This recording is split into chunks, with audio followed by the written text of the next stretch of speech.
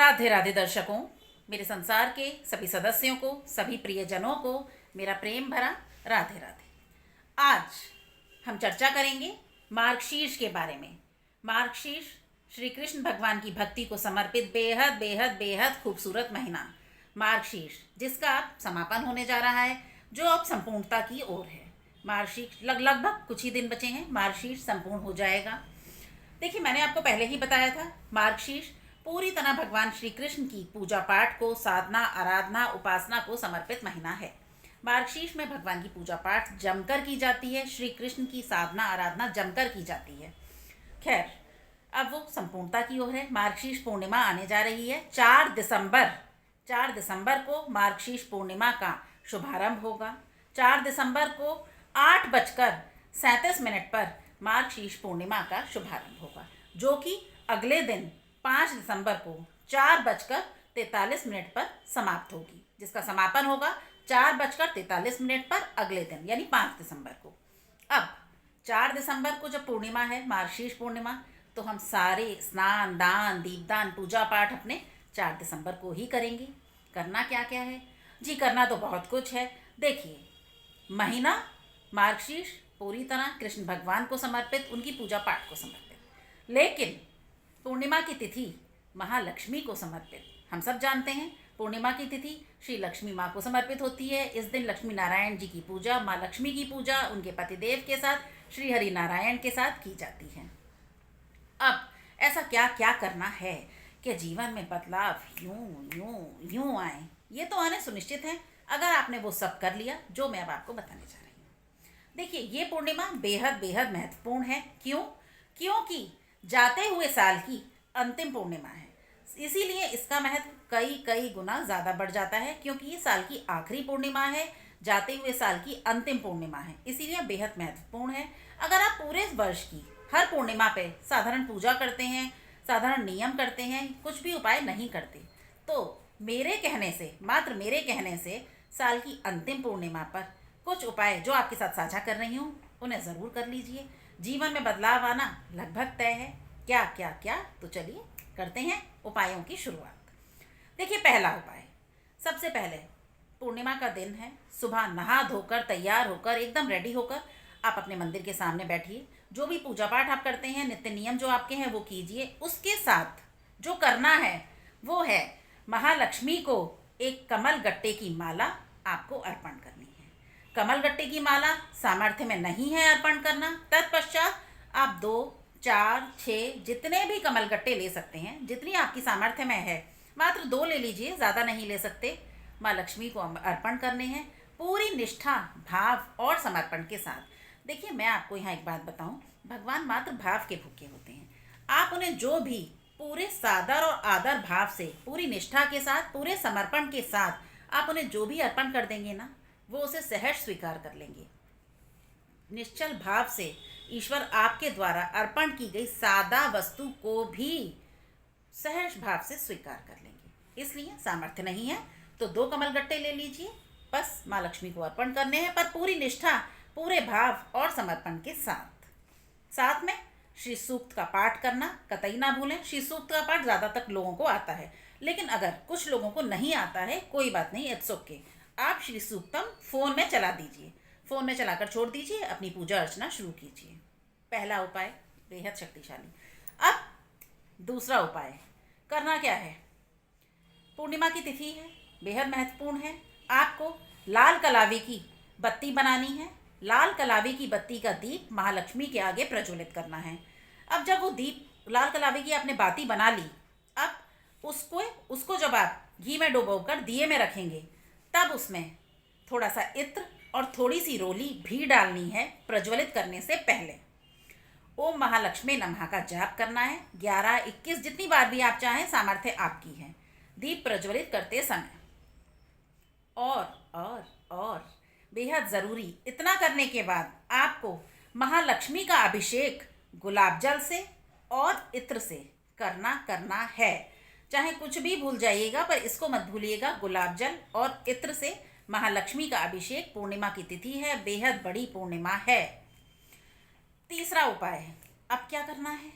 अब सत्यनारायण भगवान की कथा पूर्णिमा का दिन है, साल की आखिरी पूर्णिमा है। जो लोग हर पूर्णिमा पर करते हैं बहुत बढ़िया, लेकिन आप लोग अगर हर पूर्णिमा पर कुछ भी नहीं करते तो मात्र मेरे कहने से साल की अंतिम पूर्णिमा है, इसमें से इन उपायों को कर लीजिए, बेहद शुभदायी बेहद फलदायी होंगे।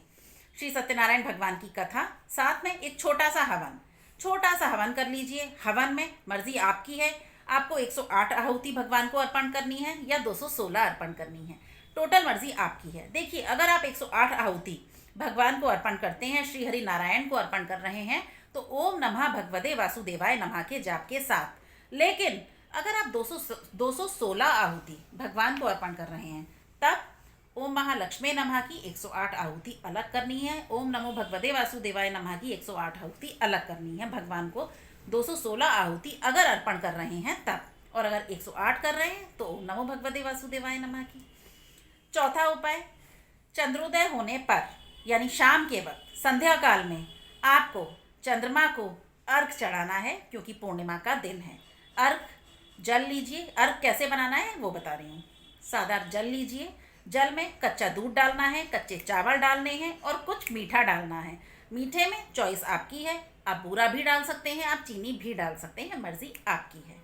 चंद्रमा को अर्घ चढ़ाते वक्त ओम श्रीम विष्णु लक्ष्मी नमः, ओम श्रीम विष्णु लक्ष्मी नमः का जाप करते हुए चंद्रदेव को अर्घ देना है, चंद्रोदय होने के तुरंत बाद। अब मर्जी आपकी है, आप 11 बार 21 बार जितनी बार भी चाहें। देखिए, चंद्रमा को पूर्णिमा जो लोग अर्घ देते हैं, उनकी कुंडली में अगर चंद्र दोष है, अगर चंद्रमा कमज़ोर स्थिति में है, ये उपाय मैंने कई लोगों से करवाए हैं, इसलिए आज आपके साथ साझा कर रही हूँ, जिन्हें 100% परिणाम मिले हैं। जिनकी कुंडली में चंद्रमा कमज़ोर स्थिति में है, अगर वो हर पूर्णिमा पर चंद्रमा को इसी तरह अर्घ देते हैं, चंद्रमा बेहद बेहद बेहद मजबूत स्थिति में पहुंच जाते हैं धीरे धीरे। और आपने अगर हर पूर्णिमा पे नहीं किया है तो ये बेहद महत्वपूर्ण है, साल की अंतिम पूर्णिमा है, स्किप मत करिए, आप इससे ही शुरुआत कीजिए। फल आपके सामने, नतीजे आपके सामने बहुत जल्द आने लगेंगे, चंद्रमा बेहद मजबूत स्थिति में पहुंचने लगेंगे। और अगर किसी की कुंडली में चंद्र दोष भी है ना, तो वो चंद्र दोष भी मात्र इस एक उपाय से दूर होने लगेगा। लोगों को बहुत राहत मिली है, लोगों ने अपने अनुभव साझा किए हैं, ये उपाय मैंने बहुत लोगों से करवाया है। खैर, चौथा उपाय हो गया। अगला उपाय हवन का मैंने आपको बता ही दिया। अब क्या करना है? चौथे उपाय में पीपल। देखिए, पीपल को हम हरगिज़ नहीं भूल सकते। माँ लक्ष्मी का वास बेहद आनंदित, प्रफुल्लित और प्रसन्नचित मुद्रा में पीपल पर होता है पूर्णिमा की तिथि के दिन। सुबह से रात तक माँ लक्ष्मी साक्षात रूप में पीपल पर वास करती हैं पूर्णिमा के दिन। अब मार्गशीर्ष की साल की जाती हुई इतनी महत्वपूर्ण पूर्णिमा है, क्या करना है? महालक्ष्मी के नाम से एक दिया पीपल के वृक्ष पर जलाना है, मर्जी आपकी है। आप तेल का जलाना चाहते हैं, आप घी का जलाना चाहते हैं, मर्जी आपकी है। और मीठे जल से पीपल को सींचना है। मीठा जल में थोड़ा सा कच्चा दूध, क्योंकि पूर्णिमा का दिन है, कच्चा दूध और कुछ मीठा मिलाकर पीपल की जड़ को सींचना है। 7 बार पीपल की परिक्रमा करनी है ओम महालक्ष्मी नमः के जाप के साथ। मर्जी आपकी है, आप ओम महालक्ष्मी नमः का करिए या ओम नमो भगवते वासुदेवाय नमः का कीजिए, या फिर ओम श्रीम विष्णु लक्ष्मी नमः, ओम श्रीम विष्णु लक्ष्मी नमः का जाप कीजिए, मर्जी आपकी है। कितनी भी बार कीजिए, ये भी मर्जी आपकी है। 5 उपाय बेहद महत्वपूर्ण। अब आ जाते हैं 6वें उपाय पे, दान। देखिए, पूर्णिमा के दिन दीपदान, इस पूर्णिमा पर मार्गशीर्ष की पूर्णिमा है, दीपदान आप स्वतंत्र हैं, कहीं भी कर सकते हैं, किसी निर्जन स्थान पर, मंदिर में, नदी के किनारे, कहीं भी, देवालय, शिवालय इत्यादि, टोटल चॉइस आपकी है। लेकिन देखिए, अन्न मर्जी आपकी है, जितना चाहें। लेकिन यहाँ मैं बात करूँगी वस्त्र के बारे में। देखिए, सर्दियाँ शुरू हो चुकी हैं, अच्छी खासी ठंड पड़ रही है। अब वस्त्र, अपनी अलमारियों को प्लीज़ खोलिए, कृपया करके उन्हें खोलिए। उनमें जो भी पीछे ठुसे मुसे जो वस्त्र पड़े हो ना, गर्म कपड़े, मैं बात कर रही हूँ गर्म कपड़ों की, उन्हें प्लीज़ बाहर निकाल लीजिए, खींच लीजिए। और वो अगर ऐसे कपड़े जो आपने बरसों से इस्तेमाल नहीं किए हैं, जो अभी भी दूर दूर तक इस्तेमाल नहीं होने हैं, उन्हें निकालिए और प्लीज़ कृपया कर ज़रूरतमंद लोगों को दे दीजिए, भेंट स्वरूप, दान स्वरूप। कैसे भी कर अपने मन को मजबूत कीजिए, उन कपड़ों को निकालिए, उनका मोह त्यागिए और ज़रूरतमंदों तक उन्हें पहुंचा दीजिए। क्या होगा? आप भेंट तो दे रहे हैं उन ज़रूरतमंदों को, आप सोच भी नहीं सकते वो कहाँ पहुँचेगा। आपका ये दान पूर्णिमा की तिथि के दिन किया गया, कौन उसे स्वीकार करेगा? किसको आप अर्पण कर देंगे जाने अनजाने, इसलिए क्योंकि सर्दी का मौसम है। ज़रूरतमंदों के लिए वो क्या काम करेंगे, वो क्या कारगर साबित होंगे वो वस्त्र, खुद सोचिए, विवेचना कीजिए। तो मेरे कहने से उन कपड़ों को निकाल लीजिए। अगर हैं इस तरह के कपड़े तो गर्म कपड़ों के लिए बात कर रही हूँ, उन्हें ज़रूरतमंदों को दे दीजिए। आपको अंदाज़ा भी नहीं है आपका वो दान कहाँ पहुँचेगा। खैर, अब अन्न वस्त्र सब चीज़ों की बात आपसे कर ली, सब चीज़ें साझा कर ली। अब एक बेहद अंतिम और ज़रूरी उपाय जो मार्गशीर्ष पूर्णिमा के दिन किया जाता है, साल में एक बार पूर्णिमा पर। हम कभी इसको नहीं करते, लेकिन ये मार्गशीर्ष की पूर्णिमा है इसलिए आप लोगों को बता रही हूँ। बेहद साधारण उपाय है लेकिन बेहद चमत्कारी, बेहद चमत्कारी। करना क्या है, आप जब सारी पूजा पाठ कर लेंगे, देखिए आप बाज़ार से एक दिन पहले एक लकड़ी की या फिर एक प्लास्टिक की बांसुरी लाकर अपने पास रख लीजिए, अरेंज कर लीजिए। करना क्या है, जब पूजा पाठ आपका संपन्न हो जाएगा, आपको अपने घर के मंदिर में या सार्वजनिक तौर पर बने मंदिर में जाना है। भगवान को, भगवान श्री कृष्ण को, पूरा महीना उन्हें ही समर्पित है, भगवान श्री कृष्ण को बेहद आदर भाव से वो बांसुरी अर्पण करनी है। क्या कहते हुए, प्रभु बांसुरी प्रिय है आपको, प्रभु बांसुरी प्रिय है आपको, करते सेवा में अर्पण। प्रभु बांसुरी प्रिय है आपको, करते चरणों में अर्पण। भाव आपके होंगे, निष्ठा आपकी होगी, समर्पण आपका होगा अपने ईश्वर के प्रति, अपने भगवान के प्रति।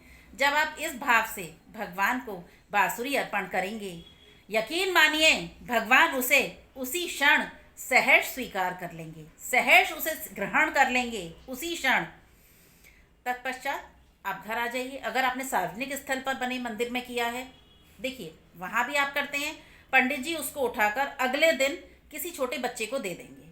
और आप अपने घर के मंदिर में करते हैं, तब भी आप उसे अगले दिन उठाइए और किसी छोटे बालक को दे दीजिए। आप तो बजाएंगे नहीं बांसुरी। अब होगा क्या, गौर कीजिए। जब वो बांसुरी जो आपने भेंट स्वरूप अपने श्री कृष्ण को दी है ना, उन्हें अर्पण की है, जब बांसुरी वाला उस बांसुरी को उस बालक के रूप में बजाएगा ना, आपके जीवन से दुख, कष्ट, तकलीफ, पीड़ा यूं यूं यूं गायब होंगे। छू मंतर कैसे दौड़ेंगे, दौड़ के बाहर निकलेंगे, आपको अंदाज़ा भी नहीं लगेगा। और जीवन में जो प्रकाश फैलेगा ना, जो उजियारा फैलेगा, जो रोशनी फैलेगी, आप अगर खुशनसीब होंगे तो आप उसे महसूस करेंगे। तत्पश्चात उस क्षण आप एक बार तो मुझे ज़रूर याद करेंगे। ऐसा अचूक, चमत्कारी, शक्तिशाली उपाय मार्गशीर्ष पूर्णिमा को किया जाने वाला आपको आज दिया है, आपको आज बताया है, जो 100% नतीजे अपने देता ही देता है। तो चलिए, सारे उपाय आपके साथ साझा कर लिए, सारी जानकारियाँ आपको दे दी। मार्गशीर्ष पूर्णिमा लगभग सर पर आ पहुँची है, सारी तैयारियाँ कर लीजिए, जो सामान नहीं है जुटा लीजिए। बांसुरी वाला उपाय, देखिए जो सारे उपाय कर रहे हैं मेरे बताए सर्वोत्तम, जो कुछ उपाय कर रहे हैं अति उत्तम, लेकिन इसमें से जो कुछ चुनिंदा 1 या 2 ही उपाय कर रहे हैं ना, तो उनके लिए मैं इतना ही कहूँगी, कुछ ना करने से अच्छा है कि कुछ करना। पूर्णिमा को खाली मत जाने दीजिए, क्योंकि साल की अंतिम पूर्णिमा है, जाते हुए साल की पूर्णिमा है। इसको बेशक सारी पूर्णिमाओं पे कुछ भी नहीं किया, पर इस पर कर लीजिए। मात्र मेरे कहने से, अपनी इस दोस्त की बात मानकर कुछ उपाय इसमें से ज़रूर कर लीजिए। और जो लोग सारे कर रहे हैं ना, सारे उपाय कर रहे हैं, समझ लीजिए उनकी तो बल्ले बल्ले तय है, उनको तो हरि शरणम मिलना तय है। और अगर एक बार हरि शरणम मिल गई ना, हरि वत्सल, हरि कृपा, हरि शरणम, सब कुछ मिलना तय है। हरि शरणम मिलते ही आपको हरि कृपा और हरि वत्सल मिलना लगभग सुनिश्चित हो जाएगा। हरि शरणम, हरि वत्सल, हरि कृपा। तो कीजिए पूरी ऊर्जा के साथ, उल्लास के साथ, उत्साह के साथ साल की इस जाती हुई अंतिम पूर्णिमा को विदा। पूरी तन्मयता से भगवान को अपने पूरे भाव, पूरी निष्ठा, पूरा समर्पण दीजिए। जीवन में बदलाव आना सुनिश्चित है मेरे दोस्त, सुनिश्चित है। उस क्षण आप एक बार तो मुझे याद ज़रूर करेंगे। तो चलिए, सब चीज़ें आपको बता दी, अब अपनी इस दोस्त को दीजिए इजाज़त। मिलती हूँ आपसे बहुत जल्द। मार्गशीर्ष पूर्णिमा बेहद बड़ा उत्सव, बेहद बड़ा मौका, साल की अंतिम पूर्णिमा, कुछ भी करना मत भूलिएगा। तो चलिए जी, मिलती हूँ आपसे बहुत जल्द। तब तक के लिए जय जय श्री राधे, जय जय श्री राधे, जय जय श्री राधे। राधे राधे।